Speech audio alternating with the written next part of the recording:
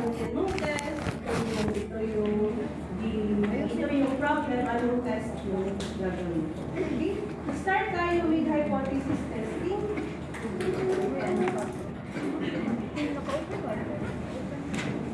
Okay, so for this afternoon, these are the learning objectives of this topic. So first, you need to understand how to develop the null and the alternative hypothesis. So I think you already know how to do this one kasi in your senior high school, di ba, mayroon kayong concept paper, tama ba? May concept paper kayo or research talaga. Research, di ba? Gumawa na kayo. Part of the research is the hypothesis. Diba? So, nandun na, how are we going to create the null and the alternative hypothesis? And here in our institution, sa Davao Doctors College, hindi tayo gumagawa ng alternative. Ang nag-present natin sa paper is more on null hypothesis. Ma'am, ano yung null hypothesis? So, later on. Aside from that, understand the type 1 and the type 2 errors. So, ano yung mga true positive sa false positive and the true negative sa false negative. So, try natin entertain siya. And again, interpret and explain a p-value. Again, pag less than 0.5, what do you mean by that? There is a significant significance or no significance? Huh? Pag less than. There is a tama ba ang less than? So, are you sure? Yes. Yun yung sinabi ko last time. Tama ba?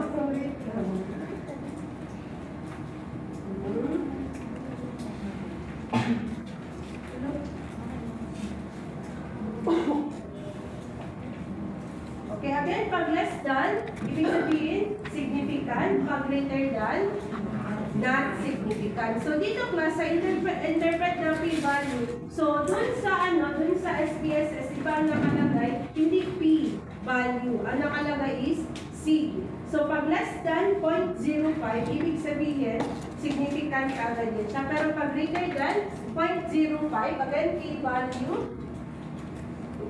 So, less than 0.05 and greater than 0.05. So, ito significant, ito kay not significant. Okay? So, remember natin yan siya. And aside from that, calculate in 95% confidence interval for the differences in population means. Actually, later on, ito yung gagamitin natin kasi we need to compare the means.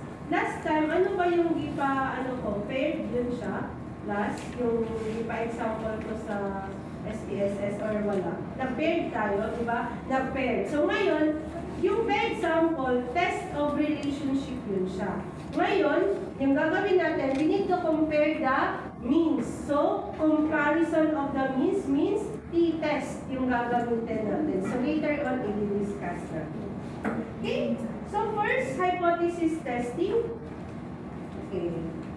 Isa-isa ilagay natin yun siya. So, dito class, pag sinabi natin hypothesis, it is a statement of the research questions that sets forth the appropriate statistical evaluation. So, first, the null or we label at H0 and alternative naman, we label it as H1. So, depending on the number of null hypothesis, pwede mo yan siyang gawin na H0 tapos A, H0B, H0C. Depende sa study mo kung ilang null hypothesis yung gagamitin mo. Pero, para masabi mo na null hypothesis yan siya, dapat lagyan mo talaga ng no. So, ibig sabihin, statement of no differences or association between variables. So, let's say for example, test of relationship. Again, test of relationship tayo ha. So, titingnan natin kung ano yung relationship between the two variables. Again, there are two variables. So, want to know the relationship between the two? So, i-compare mo ngayon yung means nila using test of relationship. Ano yung gagamitin mo? Gagamit ka ng person-R correlation. Okay? Person-R correlation. So, sasabihin natin, there is a significant relationship between the two variables. So, that is alternative hypothesis. Pero pag sinabi ko na there is no significant relationship between the two variables, then that is null hypothesis. Same goes with the test of differences. Sa test of differences naman, ay gagamit tayo again two variables. Gagamit tayo ng tanda mo niya akong pagka-spelling ko eh. Variables. Okay? Kaya gagamit tayo ng t-test. Okay? Kasi less than 30 lang din naman yung sample na gagawin natin. Okay? So again, remember lang, test of relationship, person R, test of differences, t-test tayo. And later on, marami tayong t-test na i-mention. Now, in doing a scientific method, ito yung ginagawa natin always. We need to have an observation. So, like I said earlier, dun sa previous class ko, maraming mga student na hindi alam paano gumawa ng research. Diba? Before you conduct a research, ano yung first thing na ginagawa ninyo? Ano yung first? Check the research gap. Yes, pwede. Research gap. But ano talaga yung first na titingnan natin? You identify the? Yes, very good. You identify what is the problem. Yun talaga, before you conduct a research, identify mo muna. Ano problema? Bakit tayo magkakandak nito? What's the problem? So by doing that one, for you to know what's the problem, you have to do an observation. So now, ngayon, ano sa tingin niyo yung common problem natin ngayon? Na pwede natin gawa ng research. Tingin niyo, example. Give me one example of the problem. Naalam niyo ngayon. Flood control. Kaya nakaganina, flood control din yung sinabi niya. So yun talaga siguro yung relevant ngayon, di ba? Flood control yung problem. So by doing flood control, ano kaya na variable yung pwede natin gamitin in order to address that problem, yung flood control na yan? Ano yun na variable kaya? Na pwede natin ma-address, na pwede ma-measure by knowing these variables, pwede na natin ma-measure kung meron bang significant effect ang flood control. Ganon. So ano ba? Give me example ba?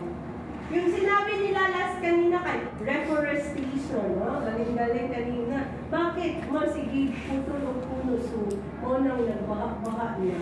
Meron na idea. Isa pa. Ano pa? Ano yon? Budget. Unsa itawagan? Unsa ipanon? Substandard project. Another last one. Hindi, bilong na yan siya doon sa substandard project. Ano pa? Isa pa. Isa man. Sa tatanganin nyo, kayo dyan sa likod. Ano sa tingin ninyo yung another variable na pwede na gamitin? Another na. Reforestation daw. Substandard yung project. Isa pa? Corrupt officials. Sige. Corrupt officials na daw. Okay, so corrupt officials. So, yan. Tatlo na yan na variable. So, let's say for example, observation ninyo, ma'am, grabe yung baha. Yun yung main problem ngayon. So, by doing that observation, pwede ka mag-create ng hypothesis. Is there a significant effect of flood in the daily lives of people? Parang ganon. Question mark. Ganon ka agad. So, yun yung parang question mo. By doing that question, pwede ka na mag-conduct ng experiment using the three variables na na-identify mo. So, let's say for example, reforestation, substandard materials being used, and corrupt officials. So, let's say for example, gusto mong malaman ano yung relationship ng corrupt officials sa substandard na project. Ganon, titingnan mo. Is there a significant relationship between the corrupt officials and the substandard project? Question mark. What is the type of hypothesis is that? Alternative? None. Alternative. Is there, sabi kasi question, is there a significant relationship between a corrupt officials and a substandard project? What type of hypothesis? Alternative? None. Alternative kasi is there man. Pero pag sinabi is there is no significant relationship between the corrupt officials and substandard project. So what is an example of hypothesis is that? null hypothesis. Okay, gets na. Paano yung null? So by doing that one, pwede mo na ngayon ma-resolve sa experiment mo yung evidence that can support the alternative as well as the evidence that there is an inconsistent with the alternative hypothesis. So, by doing that, pwede ka nang mag-gather ng data mo, gather ka ano kaya yung magiging result, i-process mo using the SPSS. Pag yung result niya, less than 0.05, so pwede mo nang masabi na there is a significant relationship between the corrupt officials and the substandard project. So, what will you do with the null hypothesis? Ano yung gagawin niyo sa null hypothesis? I-accept mo pa o i-reject? Ha? Ang sinabi doon, there is a significant relationship daw sa, there is a significant relationship. So what will you do? Anong gagawin mo sa null hypothesis? Accept, reject. Reject. Okay ha? Lalabas siya sa exam class. Promise, lalabas siya sa exam ha? Parang ano yung criteria mo? Pag yung result mo significant, what will you do to the null hypothesis? I-reject mo yan siya. Pero pag yung tanong, what will you do to the alternative? Yung result niya kay significant, accept. So, ganun ha, dapat ganun yung natin. Kasi lalabas yan lalo na sa lab, lalabas sa lecture, somehow naka-word taas pa yun. So, kailangan nyo lang intindihin yung tanong. Okay? So, again ha, pag significant ang result, reject the null, accept the alternative. Pero pag not significant yung result, anong gagawin? Accept the null, reject the alternative. So, ganun ha. Remember. Okay? So, in testing hypothesis, meron tayo yung dalawang hypothesis natin, the one-tailed and the two-tailed hypothesis. So, dito pag one-tailed daw, outcome is expected in single direction, while the two-tailed naman, the direction of the effect is unknown. Let's say, for example, sa one-tailed, nakalagay dito, administration of experimental drug that will result in decrease in systolic blood pressure. Ano yung gamot na pampababa ng BP? Alam niyo, gamot pampababa ng BP, yung ginainom sa inyo ang parents. Losartan, o diba? Let's say for example, Losartan is a medication na approved na ng FDA to decrease BP. Alam mo na kung ano yung ginagawa niya. So by doing that, since you already know the result or the effect of that drug, under one-tailed yan siya. Okay, one-tailed kasi, pag iinom ka nito, tapos may high blood ka, bababa talaga yung BP mo. So, one-tailed yan. So, let's say for example, tayo lahat dito, may high blood. Tapos, pinainom tayo ng Losartan.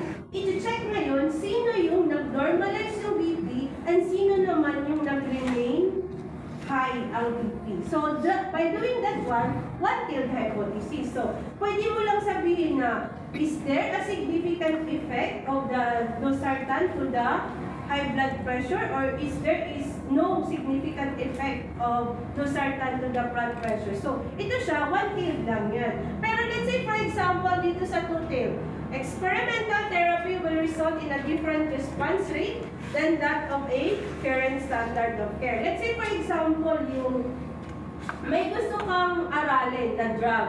This drug, ito na daw yung sagot sa cancer. Makaka-cure na daw ito sa cancer. Let's say, for example, may mga sakit, may cancer dito. Si patient A, may cancer siya. Si patient B, pareho sila, may sakit cancer. And this drug, hindi mo alam, makaka-cure ba ito ng cancer o hindi. So, gusto mo ngayon i-try sa kanilang dalawa kung ma-cure ba sila. So, yung isa, bibigyan mo ng drug na may laman na pang-cure ng cancer. Yung isa naman, bibigyan mo siya ng drug pero walang laman.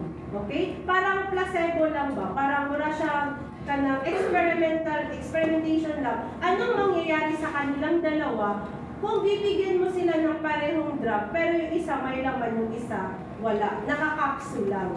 So, ngayon, pag bigay mo sa kanila, tataka ka. Let's say, for example, both of them, naayos sila. So, anong magiging effect sa drug na binigay mo? Hindi siya ganun ka-effective. Bakit? Ang ano siya na ayon na wala man trisulod iyang iinom. So yan yung nangyayari sa mga placebo effect. Kaya nga, ang mga drug natin, hindi siya kaagad na-approve ng FDA. Kasi anong mangyayari dyan? May mga patient na mind over matter lang siya ba? Kana isipin mo lang na gagaling ako. Ganun ako. Ako yung medtech na pag may sakit ako, hindi ako uminom ng gamot. Diba? Kanang medical, pero hindi uminom tambal. Pag may sakit, kasi for example, masakit yung ulo ko. Kukuha lang ako ng water, isipin ko lang na uminom na ako ng gamot, inom ako ng tubig. Pero yung ininom ko lang talaga, tubig lang. Pero sa mind ko, nag-inom ako ng gamot, pero wala akong inom. Yan, placebo effect, ma-okay na ako. Kasi nga, nasa mind ko lang man yun. Pero again, may times na hindi din siya effective. Depende lang. So yun yung nangyayari sa mga drug. Bakit hindi siya kaagad nabibigyan ng effectivity? So ano yung hypothesis yung gagawin dyan? Two-tailed. Kasi titingnan natin, ano yung magiging effect niya? Effective ba talaga siya o baka placebo effect lang yun na nangyayari? Okay? So again, nag-gets yung sa one-tailed and sa two-tailed na. So, yung isa, alam mo kung ano yung effectivity niya. While sa two-tailed naman, check mo pa kung effective ba o hindi. Okay? Now, next na error naman tayo. So, dito sa error, dito malalaman natin if it is true positive or true negative. So, let's say for example, true positive or true negative. So, let's say, sa hypothesis mo, sinabi mo doon, ano bang maganda example dito? Sa positive mo, sabi doon, ito na drug, it can reduce blood pressure. Upon testing, naka-reduce talaga siya ng blood pressure. So, that is true positive. Pero class, upon ano natin, sa null signal natin, sa null hypothesis signal natin, ang nangyari doon is, nag-positive yung patient kahit walang laman na, or walang binigay sa kanya ba, parang nagbaba yung blood pressure niya kahit wala siyang ininom. So, pwede natin yung sabihin na false positive lang yan. Hindi siya, totoong nag-positive siya kahit dapat hindi siya ma-positive. So, false positive. Next naman dito sa type 1 error ito. Sa type 2 error naman yung false negative. Dapat pala, positive siya. Pero, nag-negative. So, ang tinatawag natin dyan is false negative. Pero dito sa true negative, dapat totoong negative talaga yung result niya. Dito class sa false positive, negative dapat siya, pero nag-positive. So let's say for example sa pregnancy, ang ano nangyayari doon is, dapat dalawang line, di ba, sa pregnancy test kit. Let's say for example sa pregnancy test kit, meron tayong control, meron tayong test. Nandito yung well. Pag once ma-reach mo yung again, HCG sa pregnancy testing, para paglagay mo ng urine dyan or serum, dapat ang mangyari is, para masabi mo na negative talaga siya, dapat may line sa control. Okay? May line yan sa control. Let's say for example, ito dito, meron tayong well, C and T. What if walang line? Naglagay ka na ng naglagay ka na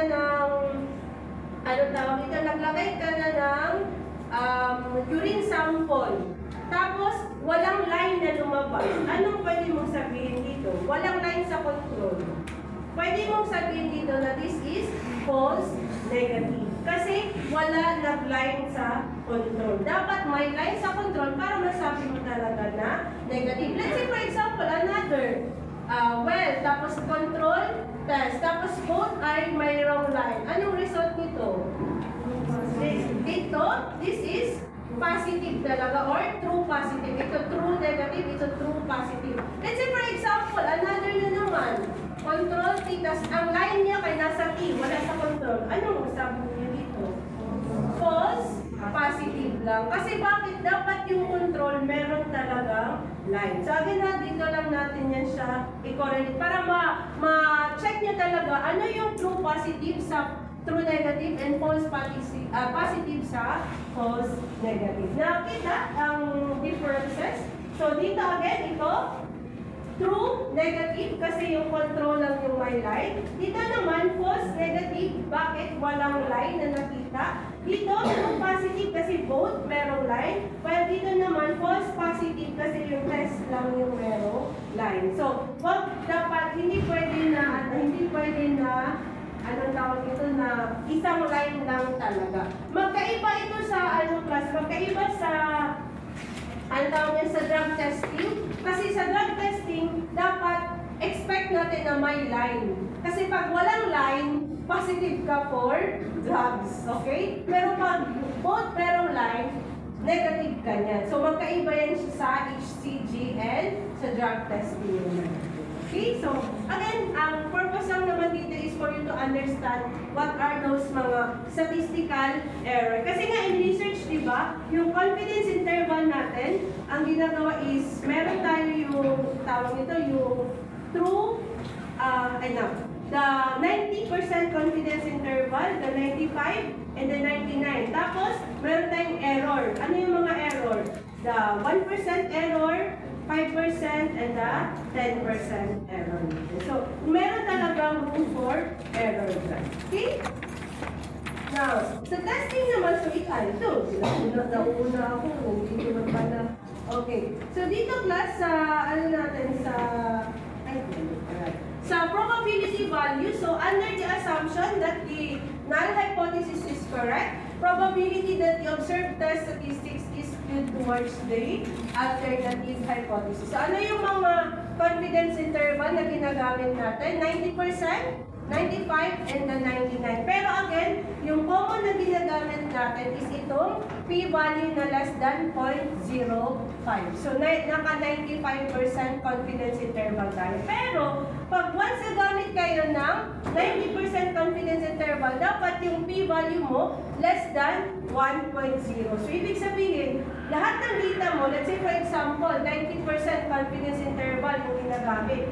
So, dapat, ang result ng p-value mo, for you to say na significant yung result, dapat below 1.0.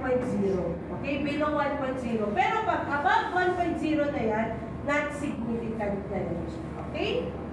Same goes sa 99% confidence interval. So, dapat nasa less than 0.01. So, mababa pa sa 0.01 para masabi mo na significant talaga. While dito sa 90%, magkaiba for two-tailed kasi 0.5 sa kanya. Okay? Next, aside from that, meron din tayo dito yung mga degrees of freedom. So, ito yung mga testing natin. Ilalagay ko natin.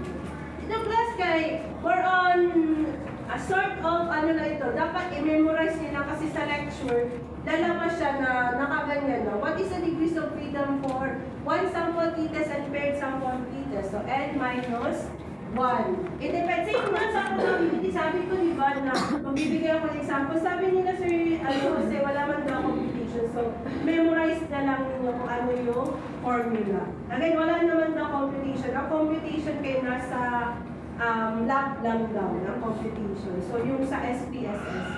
Again ha, walang magmano-mano sa lab ha. Kaya kung mano-mano lang sa lab, yung use or yung compute using SPSS talaga. Huwag manual computation. Okay? So, dito, independent sample t-test n minus 2. The chi-square naman, number of rows minus 1 times number of columns minus 1. For ANOVA or analysis of variance, degrees of freedom between groups, ang ginagamit natin, the number of levels or groups minus 1.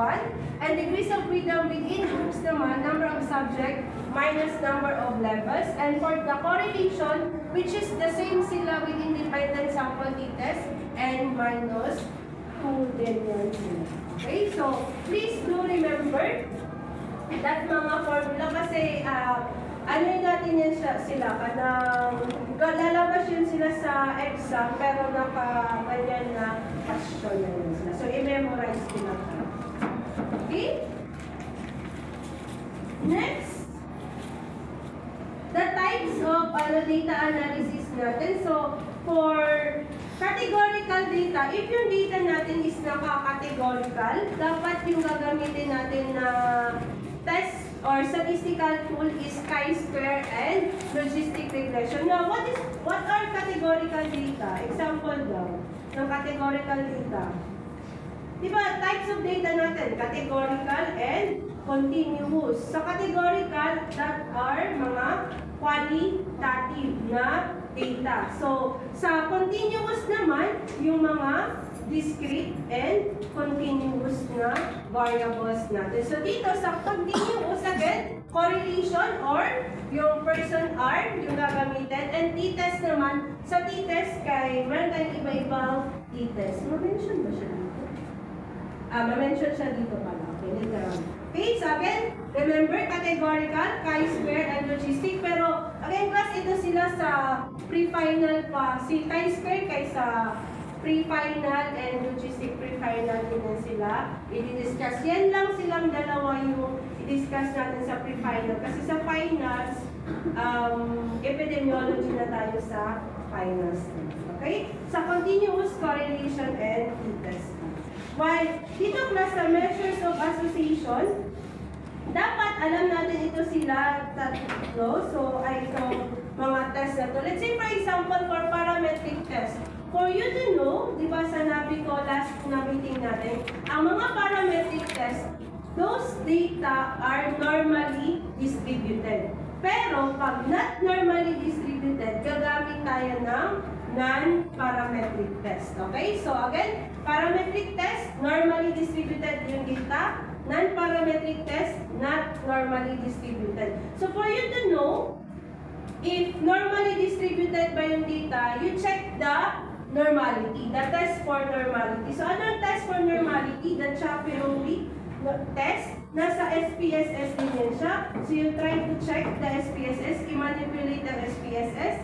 Pangitaan si Shapiro-Wilk. Yan yung test for normality. Or you can search it in YouTube. Paano siya hanapin sa SPSS para at least alam mo. Kasi I cannot teach na everything. You need to cooperate. Kayo na bahala sa iba. Okay? Now, sa skewness and sa corpuscles naman, so dapat yung answer ay yung result nito is within positive 1 and negative 1. So let's say for example, yung result niya is lampas na siya sa positive 1 or lampas na siya sa negative 1, then pwede na natin sabihin na not normally distributed yung data. Aside from that, the linearity and the heteroscedasticity and homoscedasticity, dito class papasok ito sa chi-square and logistic regression kasi dapat yung linearity test natin pasok din sila sa parametric test dapat. So again, later on na lang. Pero ito, normality and skewness,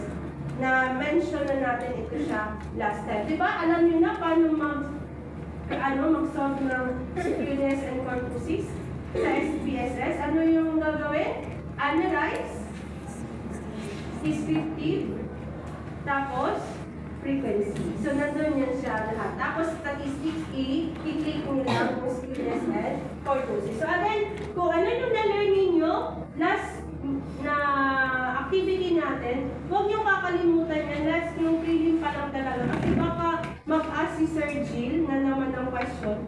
Tapos, nakalimut ko. Hindi. Kung ano yung na-learn ninyo last time, dagdagan lang natin. Huwag pa rin kalimutan. Kasi nasa SPSS lang lahat ng. Okay? Okay, next. So, dito tayo sa correlation. So, these are the different tests of correlation. The person R, the non-parametric equivalent niya is Sperman-Rowe. So, let's say for example, the data are normally distributed. So, parametric test, person R yung gagamitin natin. Let's say for example, ma'am, wala na dili distributed or not normally distributed ang data. Yung test na naman na gagamitin natin, Sperman-Rowe na. Okay, yan lang yung non-parametric equivalent niya. Aside from them, let's say for example, naka-nominal or naka-ordinal data tayo. So, pwede tayong gumamit ng Kendall-Q and pi coefficient as well as the chi-square. Pero again, ito sila sa pre-final ito kasi focus tayo sa parametric testing. Okay, parametric. Okay, sa test of relationship, again, test of relationship, it can either be direct or indirect. So, So, meron definition tayo dyan na may mga notes kami na binigay. Last time, di ba, pwede mo sunin mo siya. Ano yung definition? And the strength of relationship. So, dito sa strength of relationship, either negative 1 to positive 1 or 0 talaga, which is no correlation. And you can observe that one using the scatter plot. So, dito sa scatter plot, makikita ninyo dito ang ano natin. So, maximum positive correlation. So, ibig sabihin, straight lahat ng variable naka-straight line. Linearly, again, linear ang pagkaka-straight line natin. Pag strong positive correlation, yung R value niya is 0.80 lang. Pag zero correlation, yung R value niya is 0. While dito naman, minimum negative correlation, baliktad sila pa. From taas, pababa. Okay? Pang mataas, from 10, pababa sila. Moderate, pareho lang yan siya. Pang 0.5, negative 0.43. And strong correlation plus outlier. So kung titingnan natin,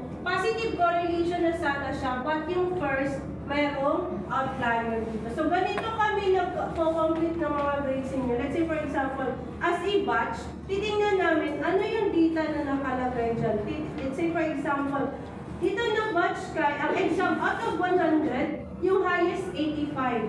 Pero ang next sa kanya kay 60 na, 59, 60, 61. So makita ninyo, outlier ka agad, di ba? From 85, nagbaba diretso, 65, 69. So marayo yung differences. So yan sila, yan yung mga tinatawag natin na outlier. Okay, naiiba sa group. So yung iba kay within the limit lang, 1 SD. Let's say for example, nasa 1 SD ka lang. So dito sa graph, let's say ito yung graph, ito yung 1 SD, 2 SD, and 3 SD. Again, 1 SD, 2 SD, and 3 SD.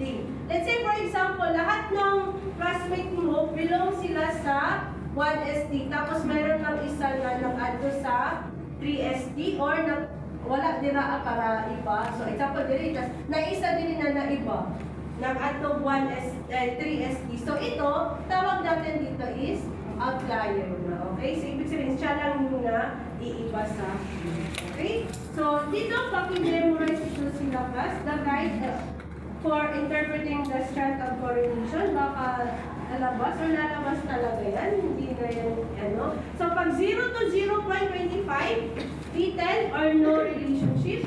Pag 0.25 to 0.50, fair degree of relationship. Pag 0.50 to 0.75, moderate degree of relationship. And 0.75 to 1.0, strong relationship. And perfect correlation pag 1 na yung result. Again, yung result dito, saan nyo hanapin yung result ng R. Again, result ng R yan siya. Sa person R correlation.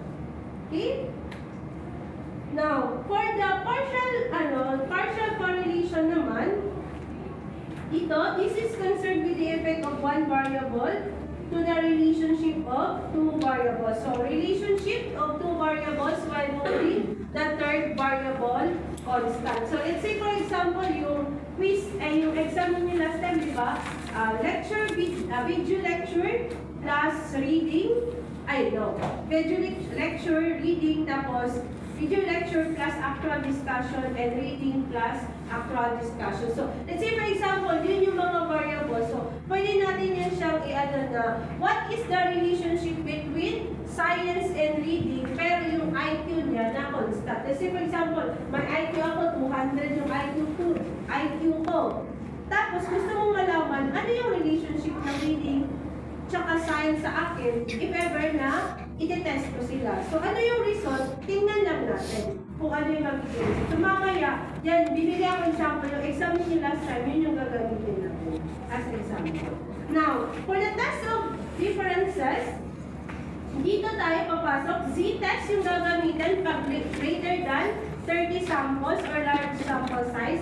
Pero t-test lang pag less than 30 sample size lang. So dito, tested by Leibniz test of homogeneity or the hypothesis is equal to the sample is not homogeneous. So dito, ano yung type of t-test natin? The one sample, paired sample, independent sample t-test yan. So, ito sila class, meron dito silang mga non-parametric equivalent, but then again, you read about them, ano yung mga non-parametric equivalent nila. Mayroon tayo dito yung man with mu. Ano pa ba? Sino yung mga, nandyan ba sa handouts? Man with mu, meron, wala sa handouts. Baka pang ano pa, pang pre-file pa na discussion natin. Man with mu, the Wilcoxon sign down test. Try to check them. Baka ma-mention or ma-mention during the exam. Again ha, ano ninyo, try to, again, assignment, pero hindi sasabit. Just a research lang. Look for the non-parametric equivalent of the one sample, the paired, and the independent sample. Okay? So, yun lang class muna for the this PowerPoint. So, yes. Equivalent. Non-parametric equivalent. So, ito class, t-test, ginagamit natin sila for two variables. So, ito yung sabi ko, di ba? The test of difference between the two variables. Ma'am, what if three variables ang included?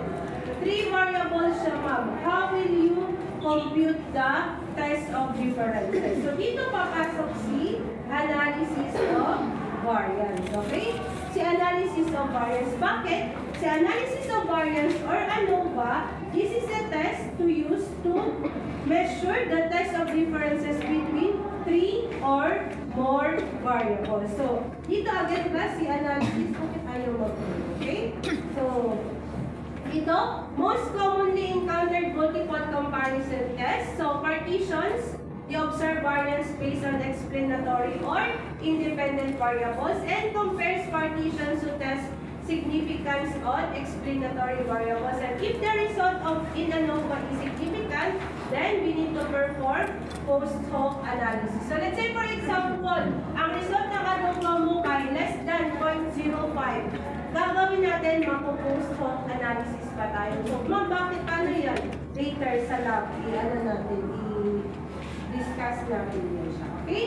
So, dito there are some terminologies used in analysis of variance between subject design, within subject design, mixed design, and repeated measures. So, aside from that, dito, using variance to test the difference in mean. So, with ANOVA, we compare average between group variance to average within group variance natin. So, if the average amount of variation between the groups is substantially larger than the average amount of variation within the groups, then the two groups means likely differ. So, if not, then we cannot rule out what they are equal. So, let's say for example, classes natin sa MLS.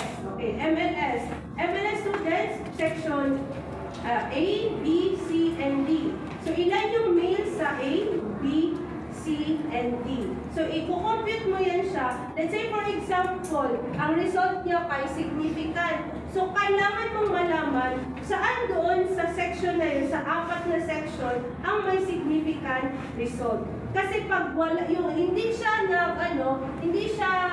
nag-result siya na greater than 0.05, hindi mo malalaman na may magkapareho. Yun yung sinabi dito. They are, if not, we cannot rule out that they are equal. So, paano ko malalaman kung sino yung may differences sa kanilang dalawa? Si A, differ ba siya sa B, or sa C, or sa D? Same goes kay D, kung differ ba siya sa B, sa C, or sa A. Ganon. Depende sa kanila. Saan sila? So, paano mo malalaman yan? Doon papasok si post hoc analysis. Siya yung magbibigay saan doon yung may significant result. Hindi nyo ma-picture out, tingnan natin mamaya. Okay?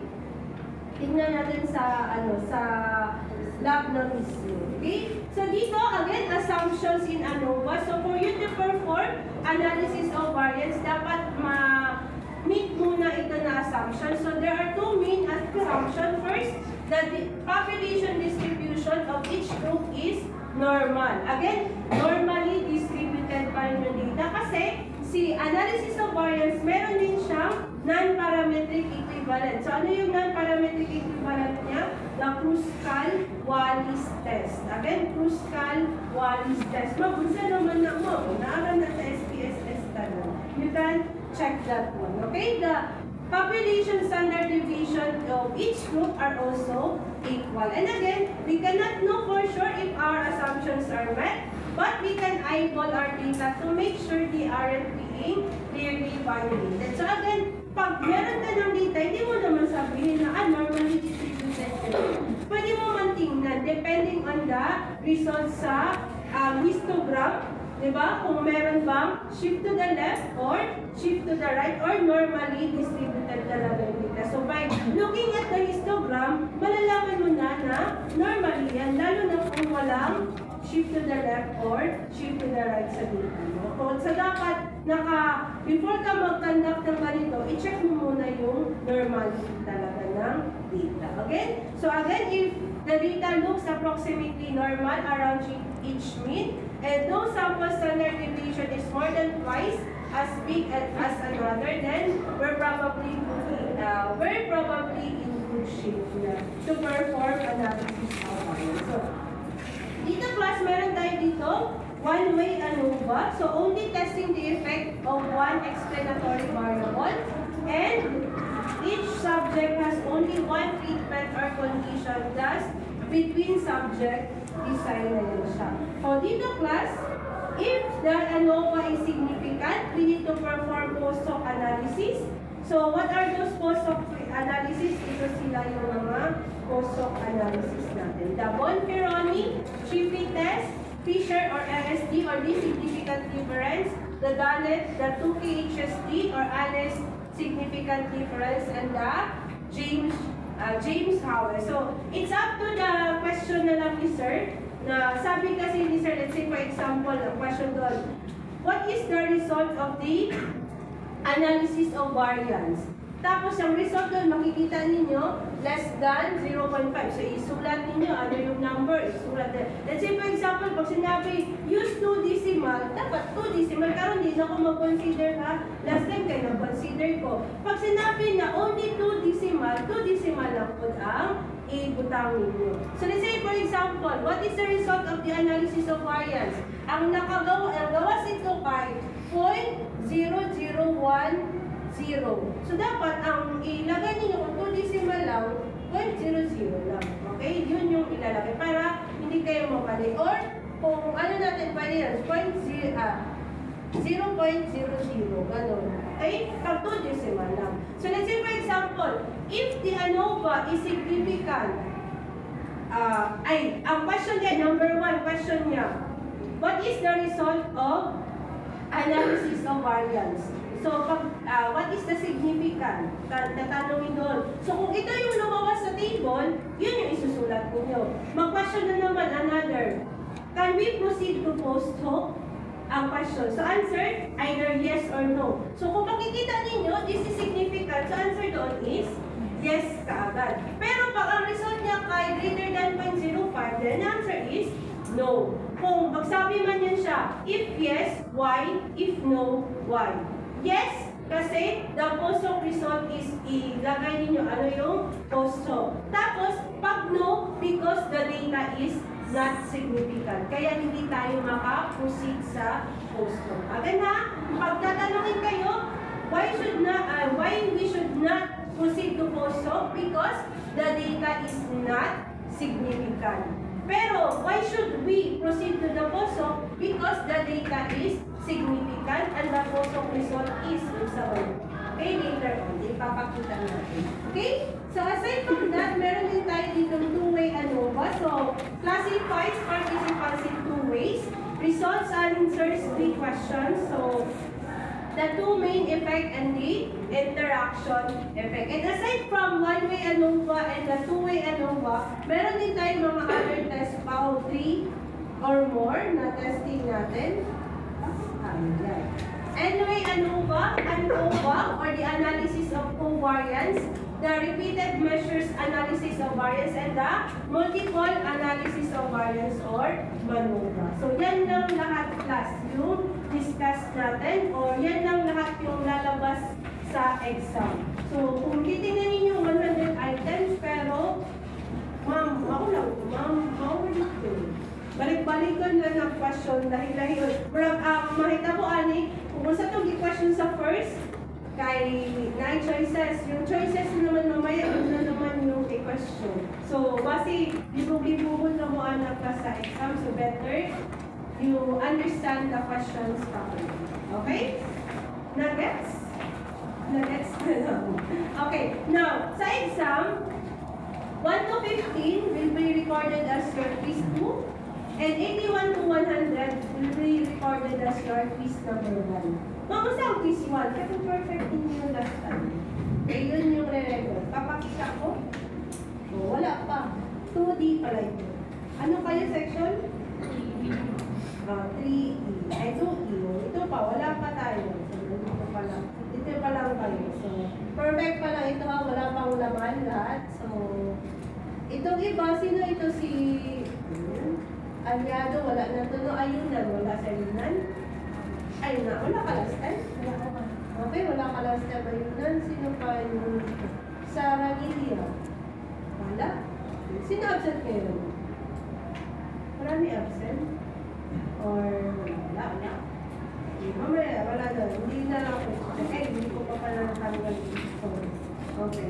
So, yun lang muna class. Okay? Okay?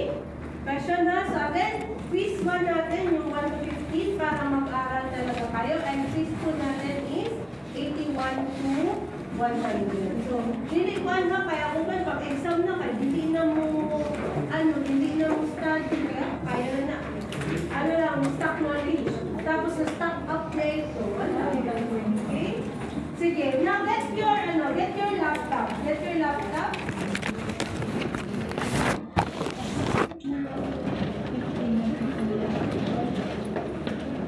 Okay, so ito class. Sige, get your laptop. Get your laptop. We'll try to. Mamaya, mag-send ako